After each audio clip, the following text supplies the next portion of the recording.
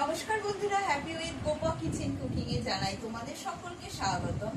আজকে আমি তোমাদের সাথে শেয়ার করব ভোলা মাছের দই পোস্ত রেসিপিটি। প্রথম থেকে শেষ পর্যন্ত দেখার অনুরোধ রইল। যারা নতুন বন্ধু এখনো চ্যানেলটি সাবস্ক্রাইব করোনি, তোমাদের কাছে অনুরোধ রইল চ্যানেলটি সাবস্ক্রাইব করে নেওয়া, পাশে থাকা বেল আইকনটা প্রেস করে দেবে যাতে আমার রান্নার নিত্য নতুন রেসিপিগুলো তোমাদের কাছে তাড়াতাড়ি পৌঁছে যায়। রেসিপিটি শুরু করা যায়। রেসিপিটি বানানোর জন্য এখানে নিয়েছি 10 পিস ভোলা মাছ। ভোলা মাছটা ভালো করে কেটে ধুয়ে পরিষ্কার করে নিয়েছি।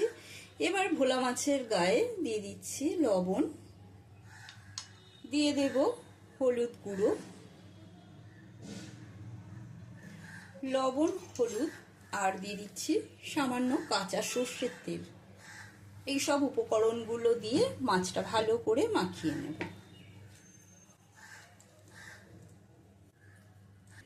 সমস্ত মাছের গায়ে লবণ হলুদ কাঁচা সর্ষের তেল মাখিয়ে নিয়েছি। গ্যাসে বসিয়ে দিয়েছি কড়াইটা ভালো করে গরম করে নিয়েছি। এবার কড়াইয়ের মধ্যে দিয়ে দিচ্ছি সর্ষের তেল। সর্ষের তেলটা খুব ভালো করে গরম করে নিয়েছি। এবারে তেলের মধ্যে দিয়ে দিলাম সামান্য লবণ। লবণ দিয়ে যদি তেলটা একটু ভালো করে গরম করে নাও, তবে দেখবে যখনই মাছ ভাজবে কড়াইতে আর লেগে ধরবে না। এবারে এক এক করে দিয়ে দিচ্ছি সমস্ত মাছগুলো এপিট ওপিট করে ভেজে নেব। মাছগুলো এক পিঠ ভাজা হয়ে গেছে, উল্টে দেবো আর এক পিঠ।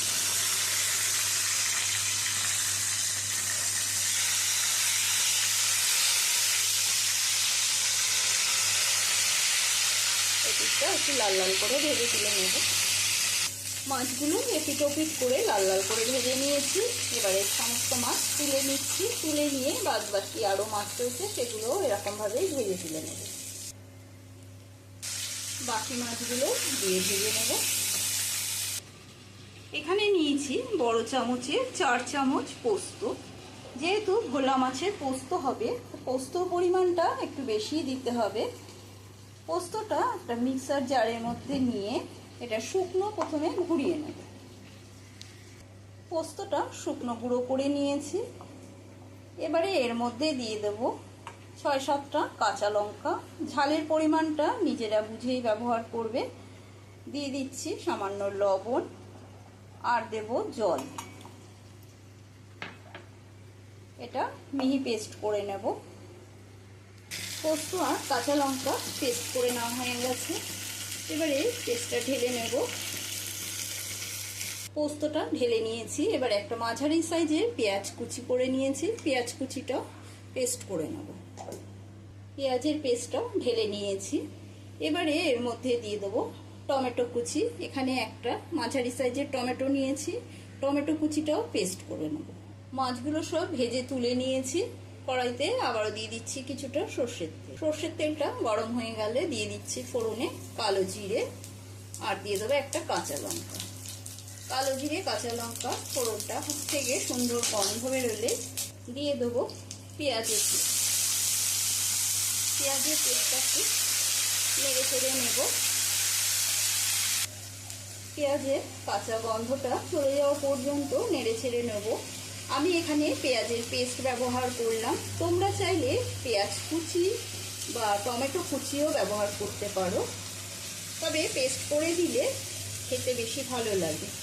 পেঁয়াজের কাঁচা গন্ধটা চলে গেলে এর মধ্যে দিয়ে দিচ্ছি টমেটো পেস্ট। টমেটো পেস্টটা দিয়েও নেড়ে চেড়ে নিচ্ছি টমেটোর কাঁচা গন্ধটা চলে যাওয়া পর্যন্ত। এবারে দিয়ে দিচ্ছি 1/2 চামচ হলুদ গুঁড়ো। দিয়ে দেব স্বাদ অনুসারে লবণ। দিয়ে দেবো সামান্য মিক্সার ধোয়া জল। ভালো করে মিশিয়ে কষিয়ে নেব। মশলাটা কষিয়ে নেওয়ার পরে যখন দেখবে পেঁয়াজের একটা খুব সুন্দর গন্ধ বেরিয়েছে, সেই পর্যায়ে দিয়ে দেবো আমি বেটে রাখা পোস্ত আর কাঁচা লঙ্কা। পোস্ত আর কাঁচা লঙ্কা দিয়ে আবারও সামান্য কষিয়ে নেব। পোস্ত দিয়েছি সেজন্য বেশি কষাবো না। পোস্ত দিয়ে ভালো করে একটু কষিয়ে নেওয়ার পরে এখানে দিয়ে দেবো 2 চামচ মতো ফেটিয়ে নেওয়া টক দই। টক দইটা দিয়েও আবার একটু কষিয়ে নেব। আর সবসময় গ্যাসের স্টিমটা লো টু মিডিয়ামেই রেখে রান্নাটা করবে। আর যখন টক দই দেবে তখন গ্যাসের ফ্লেমটা লোতে রেখে দেবে, না হলে টক দই ফেটে যাওয়ার চান্স থাকে।